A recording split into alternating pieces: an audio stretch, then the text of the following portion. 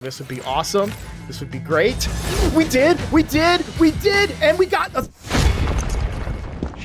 Hello everybody, I'm Roadblock, and this is a Raid Shadow Legends video. So, we're gonna whale out today, and I've never really done that on the channel that much. I've not like other content creators have. I've really wanted to not spend in the game for a little while, but something is just far too tempting right now, and it's prisms, man. They get me every time. Oh, so there's an infamous moment back in the early days of this account where Queen was in one of the Prism events, and I really wanted her bad. Obviously, you can see I did get her. I actually got 2 of them. This was the funny part. So I spent quite a bit of money that I didn't really have at the time to get her, and I got her after a very, very long and arduous amount of money. And then I got another one during, I think it was maybe a double legend or a 15x, you know, a 10x. I don't remember how I ended up getting her, but I ended up pulling one from Sacred Shards during one of their events that they did following up. So it was really funny.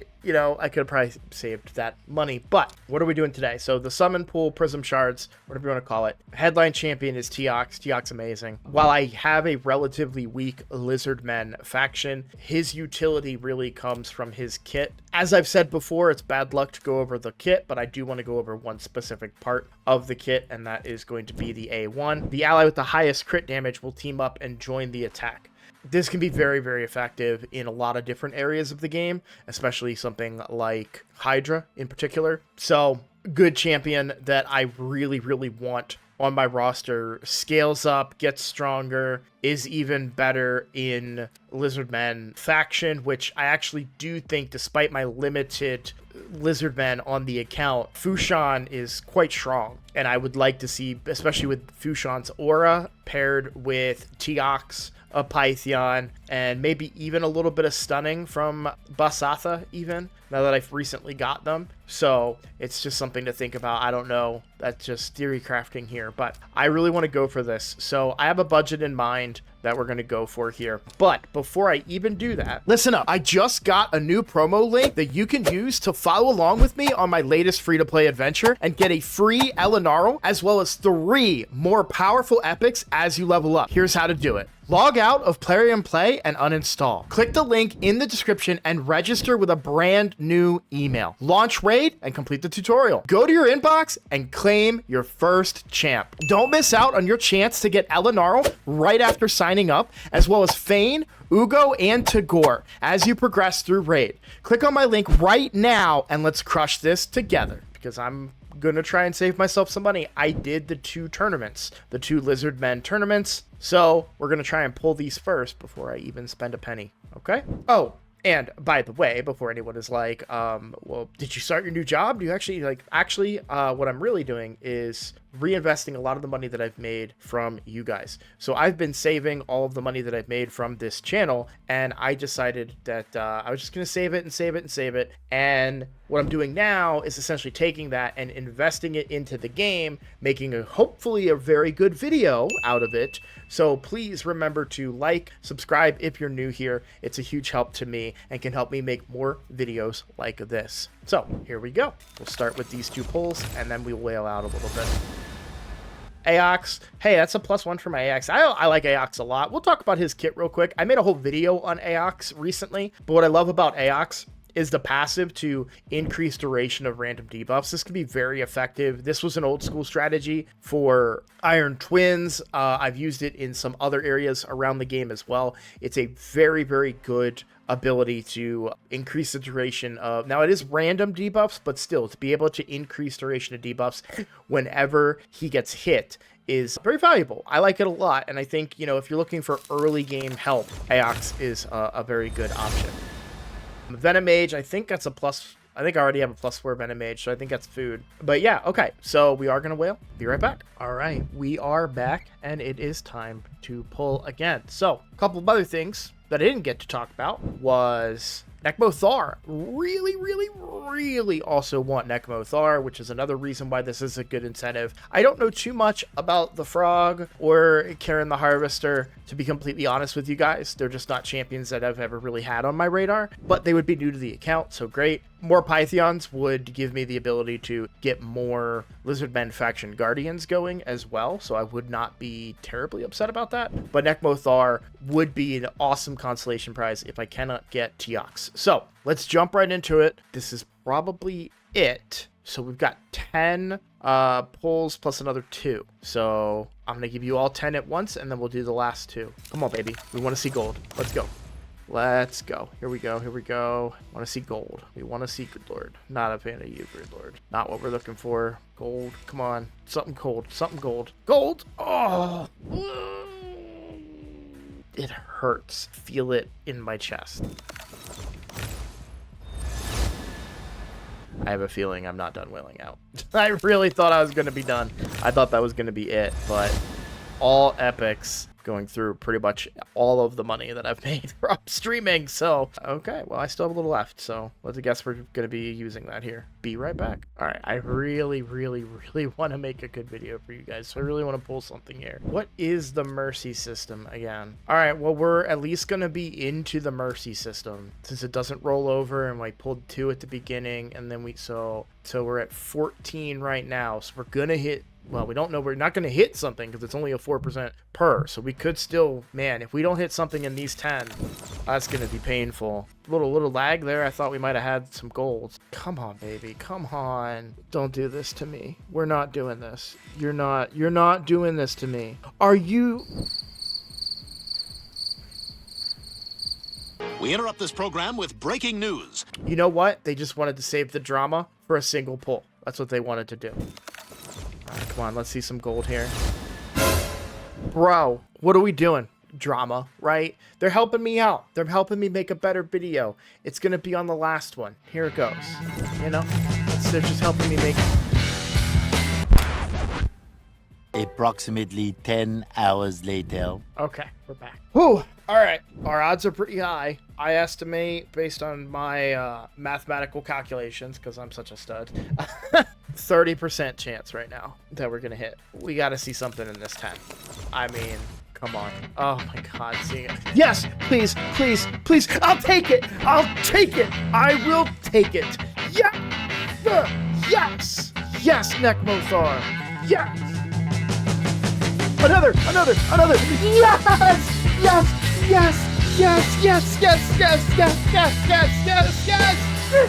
Totally not worth it, by the way, in case you were wondering. But I don't care. That is a beautiful sight. Game changing for me. Absolutely game changing. My first Nekmo Thar, my first Teox on this account. Sometimes you gotta wail a little bit. We got 2 more to pull. I'm not gonna leave you guys hanging. Well, apparently I'm gonna leave you guys hanging. You know what? 20 million silver. Who cares? Can we finish big? Can we finish super big? This would be awesome. This would be great. We did, and we got a 3rd new one. I don't know what this guy does. By the way, right, I'm going to keep be man of my word. We got to go over these kits, right? Let's go over these kits of the champions that we pulled. So let's jump into Lizardmen. We're going to start with Teox, right? So Teox is a faction unity champion. The A1 we already talked about a little bit. Ally with the highest crit damage, team up and join the attack. The ally joining the attack will use their default skill. The damage dealt by this champion and the ally joining the attack will be increased by 10% for each debuff on the target, stacking up to 100%. Yes! Oh, I'm so excited. Okay.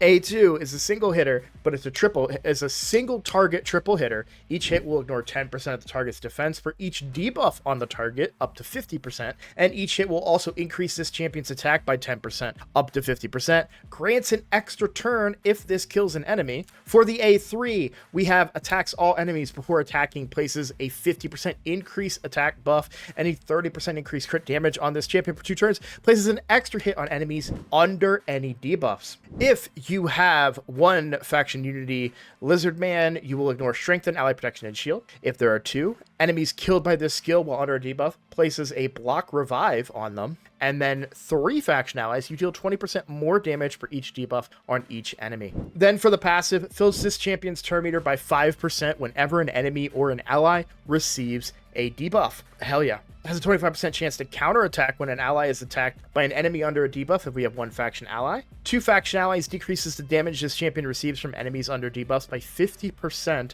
and the damage allies receive from enemies under debuffs by 20%. Lastly, 3 faction allies. All allies are immune to sheep. Oh, baby. Wanted him for a while. Nekmo-Thar. Nekmo-Thar, massively good champion. We're going to talk about the kit here. So the A1 has a decreased attack. It is an AoE hitter, though, so you do get a chance for decreased attack on everybody. The chance increases to 75% against targets under debuffs. Now, that doesn't go up. Like, it's only damage that you get out of books here, but 75% chance on an A1 that's an AoE hitter. I'll take that. That's not that bad. And you're probably going to get a lot of A1s in Hydra. The A2 attacks on enemies has a 75% chance of placing decreased speed and leech. That books up to 100% chance on a 3-turn cooldown. So you have a 3-turn cooldown for a 2-turn decreased speed and leech, which is massive, massive. Just having that decreased speed is huge. We'll talk about the rest of the kit in a second here. For the A3, places a increased speed buff on all allies for 2 turns and fills their turn meters by 30%,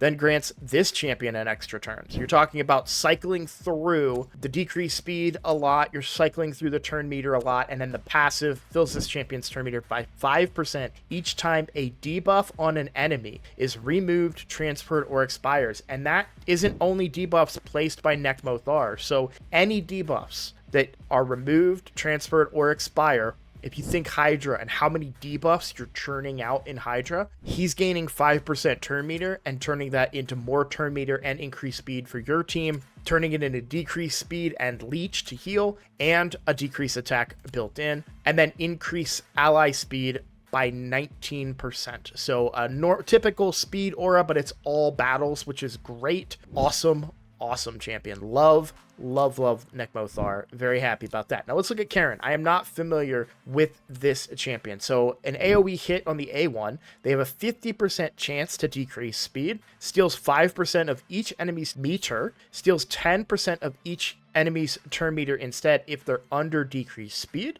Okay. I don't think that's particularly very good, and I'm going to say because of the faction. Normally, you wouldn't get too disappointed in a 50, 65, 75% chance decreased speed on an A1. If I'm being just completely honest with you, I don't think that that's that bad. An A1 that brings decreased speed is really good. You're especially an AoE hitter one. I actually think that there's a lot of value there, but it's not that 100%. It's not that consistency that you're really looking for. Yes, it's an A1. You're going to get ally attacks and other things that are going to generate more opportunities for this to land. But I just don't see it being my go-to. Like, I would want, because in a lot of fights, like Chimera is what I think of. I'm depending on that decreased speed. If I get a resistance on my decreased speed, sometimes I have to restart my run, right? And so here you're talking about an inconsistent decreased speed in a world where I always want it. I'm not saying it's super terrible. I think that's like a really good A1 overall, but at the level that I'm at on my account, I don't know that it's really going to help me out too much. For the A2, put all of the target's skills on cooldown. Has a 75% chance of decreasing the turn meter of all enemies under a sleep debuff by 15%, and has a that books to 100. Has a 75% chance of decreasing the turn meter without a sleep debuff by 30% instead. I'm assuming he brings sleep. Oh, an extra turn. Okay. Attacks all enemies. Books up to 100% chance to place sleep. Ignore any block debuffs and grants an extra turn. And then has a chance to steal a lot of their turn meter. Okay. Interesting. I feel kind of like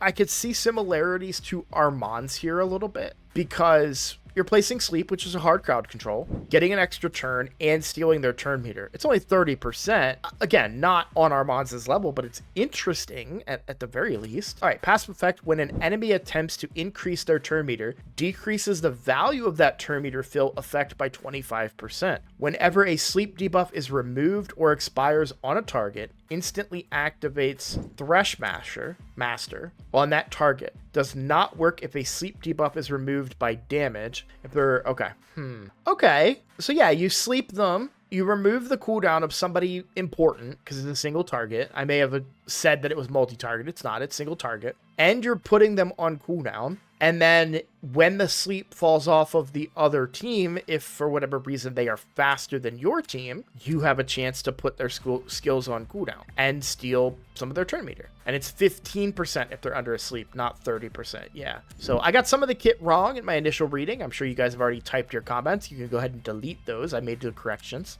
It's an interesting kit. I'm not wowed by it, but it's interesting. I could see this being a fun champion if I pulled them early on an account, but right now, given how big my account just grew in the matter of a couple of minutes, it just isn't really viable, right? Because we just pulled 2 new champions that I for sure want to build, level, book, right? All of those things. I've only got 9 books, and we've got 2 weeks to go before personal rewards CVC, which is when I'm going to be booking everybody. And we still have quite a few champions to book. We've got the dog, who I haven't pulled yet, right? We'll be pulling him during personal rewards CVC. We want to get him booked out because his damage output is massive. Would love to see him paired with a Teox. If I can make that work too, that would be incredible. Then we still need to do the horse. So my horse isn't booked yet. If I can find him, there he is, right? So we still need to get books on my horse. So I have a lot of work to do. So I don't think that the third guy that I pulled is going to quite make the cut for this particular roster, but that was one of my best shard pulls that I have had in a very, very long time. So straight up, guys, I directly thank you, because all of the money that I spent today is going to come out of the savings that I've made from the YouTube channel. I haven't made a lot of money from the YouTube channel, but I have made some. That's how YouTube works. And all of that's getting reinvested into the account and into this video. So I ask you again, please consider liking, subscribe if you're new here, because it is the best way to support me and help me make more videos like this. Thank you so much for watching, and I will see you all in the next video. Take care.